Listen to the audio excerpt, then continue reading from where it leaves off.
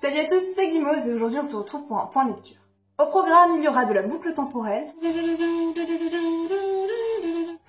Non, on parlera pas de Doctor Who. Désolée. On aura également le droit à de l'alien zombie verdâtre. Et enfin, on aura le droit à de la folie pure. Vous sentez Halloween là? Moi oui. Je vous présente tout d'abord Miss Peregrine et les enfants particuliers de Ransom Reeds. Comme vous le savez déjà, l'adaptation cinématographique de Tim Burton sortie en salle le 5 octobre était l'occasion parfaite pour me lancer dans cette trilogie dont j'ai lu du coup le premier tome. Pour vous planter un peu le décor, on suit un adolescent, Jacob, qui a toujours baigné dans les histoires que lui racontait son grand-père autour d'enfants au pouvoir extraordinaire, mais qui va, en grandissant, ne plus du tout y croire, jusqu'au jour, malheureusement, où il va être témoin d'une scène effroyable et où il va voir de ses propres yeux un monstre. Suite à cet événement tragique, il va être suivi par un psychologue, il va sans cesse se remettre en question, mais malgré tout, il va rester obsédé par ce qu'il a vu, et ça va le mener peu à peu sur les traces du passé de son grand-père. Ce livre nous permet d'une certaine manière de voyager autant géographiquement que temporellement, puisqu'on va avoir le droit à une sorte d'alternance entre le présent et le passé, et tout particulièrement l'année 1940. Alors, pour ce qui est de mon avis, je vous le dis tout de suite, j'ai pas spécialement été transcendée par cette lecture. Ouais. Alors évidemment, il y a eu de très bonnes idées. Sans rentrer dans les détails, il y a une sorte de système de boucle temporelle. Il y a un peu cet aspect freak show quand on est en présence des enfants particuliers. Il y a ce côté magique qui me plaît bien. Et il faut bien avouer que la fin est plutôt très bonne. Mais c'est aussi un peu le défaut de ce livre, c'est que pour moi, l'histoire commence vraiment à ce moment-là. Et ça fait quand même un tout petit peu tard. Alors je veux bien qu'on ait besoin de planter le décor, de développer certaines choses. Mais quand même. J'en ai déduit que ce qui posait problème avec moi, c'était le rythme. Franchement, ça allait pas. Il y a des scènes qui étaient très bonnes, pas forcément hyper dynamiques, mais qui étaient bien posées. Et à d'autres moments, j'avais juste une envie, c'était poser le livre. Vous savez, il n'y avait pas ce petit truc là qui me rattrapait, et c'était vraiment pénible. Pareil, je dois vous avouer que l'ancrage historique me faisait un peu peur. J'avais pas spécialement envie d'être plongée dans la Seconde Guerre mondiale. Mais alors, tenez-vous bien. En réalité, je pense que j'aurais préféré qu'il y en ait un peu plus. Et c'est frustrant parce que la fin ouvre sur une multitude de possibilités. Vraiment, ça m'a fait travailler mon imagination à plein régime, mais quand je vois comment l'auteur a traité le premier tome, je suis pas super confiante et j'ai peur que ça n'aille pas là où je veux, et surtout j'ai peur de ne pas être surprise dans le bon sens. Parce que dans le fond, c'est un peu ça, j'ai l'impression d'être restée complètement sur ma faim. Donc voilà, je dois faire partie des rares personnes qui n'ont pas eu un coup de cœur intersidéral pour ce premier tome. Mais il m'a manqué quelque chose, ce n'était pas une mauvaise lecture, mais c'était pas exceptionnel non plus, malgré les bonnes trouvailles. Alors dites-moi si vous avez lu la suite, si ça vaut le coup de persévérer, si comme moi vous n'avez pas spécialement accroché avec le premier tome. Vraiment, j'attends beaucoup vos retours parce que j'ai pas vu beaucoup passer d'avis négatifs, donc je suis un peu perdue. Donc dites-moi, s'il vous plaît. Ensuite, j'ai lu Indie Actor de Demetria Lunetta en lecture commune avec Lucie de la chaîne Alors je lis. Je t'invite à aller voir sa chaîne en barre d'infos. Oui. Le pitch que je vous avais dressé dans ma palle d'automne était plutôt exact puisqu'on suit une adolescente, Amy, qui va assister du jour au lendemain à l'apparition de créatures vertes dévorant tout être vivant sur leur passage et plongeant de ce fait la planète dans un silence de plomb. Je dois bien vous avouer qu'au début j'étais assez sceptique, j'avais peur de me retrouver dans un univers similaire à celui de la 5e vague. Bien que j'ai aimé le premier tome, il n'y a pas de souci, mais c'est vrai que j'ai pas spécialement accroché avec le personnage de Cassie. Je sais pas, c'est assez personnel, mais j'ai trouvé ses parties beaucoup moins intéressantes que celles des autres. Mais ici, heureusement, Amy est beaucoup plus mature et elle va très vite avoir de grosses responsabilités puisqu'elle va trouver un jour dans un supermarché une petite fille qu'elle va du coup prendre sous son aile. Et c'est clairement une valeur ajoutée puisqu'elles vont instaurer un langage des signes et surtout elles vont développer une très belle complicité.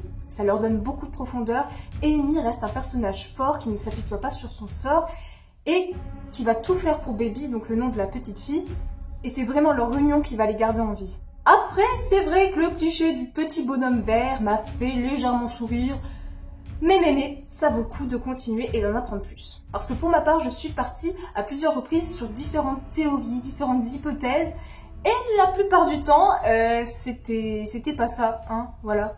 Donc, personnellement, je trouve ça plutôt cool. Pour moi, c'est un bon point, hein, d'être complètement paumé, et ben ça, j'aime bien. Voilà. Bon, pas tout le temps, hein, mais quand même, à des moments... En plus de tout ça, à un certain moment du livre, on passe d'un roman exclusivement survivaliste à un roman légèrement dystopique, puisqu'on va être face à une petite partie de l'humanité qui a réussi à survivre et surtout à s'organiser de manière très poussée. Et c'est vraiment super de tomber là-dedans. Et pour ma part, ça me fait penser quand même pas mal à Walking Dead. Et personnellement, j'adore cette série. Voilà, c'est dit, oui. D'ailleurs, si t'as lu les comics, dis-moi. T'en penses quoi? Ça jette pas mal de zones d'ombre et d'interrogations et ça rend la lecture très addictive.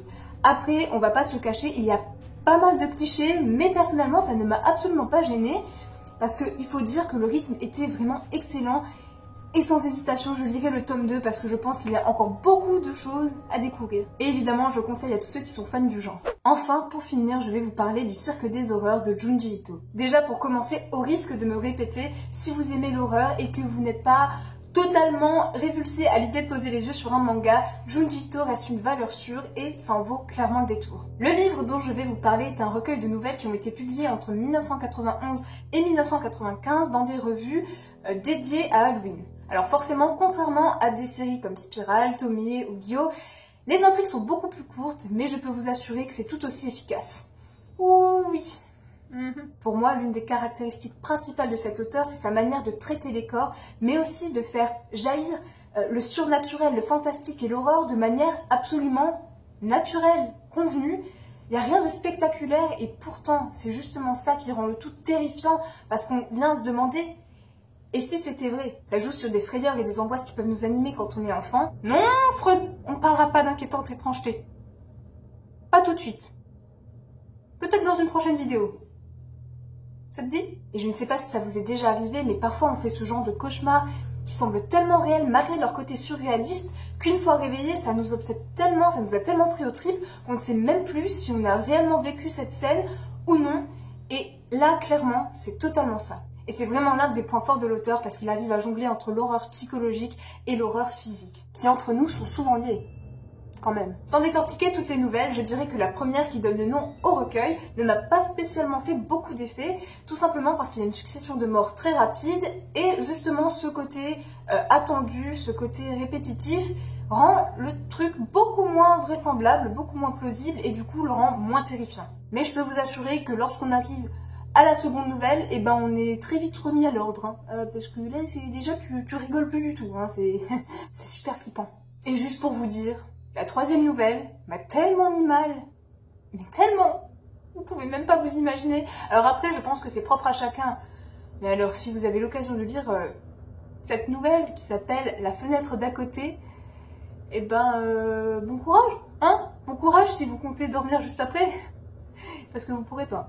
je préfère vous le dire, Donc, à ce stade de la vidéo, normalement, les petites âmes sensibles auront compris quand même que si elles se lancent dans ce genre de lecture, elle risque quand même de faire de sacrés cauchemars la nuit, hein.